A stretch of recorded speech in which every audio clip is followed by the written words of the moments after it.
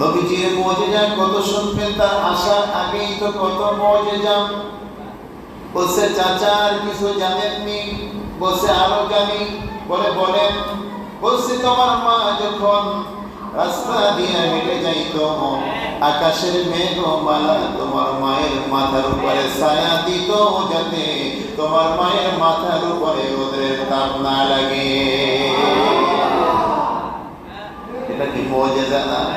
আপনারা শোনেন নাই, দয়াল নবী যখন হাঁটতেন, ব্যবসা করতে যাইতেন, যখনই ঘর থেকে বের হতেন, আল্লাহ তাআলা একটা মেঘ খণ্ড দয়াল নবীর মাথার উপরে দিয়ে রাখতেন, যাতে সূর্যের তাপ না লাগে। বলছে চাচা আর কিছু জানেননি? বলছে হ্যাঁ জানি। বলেন। বলছে তোমার মা যখন পানি আনতে যাইতো কূপের পাশে, পানি আনতে গেলে তুমি যখন তার গর্ভে আসো,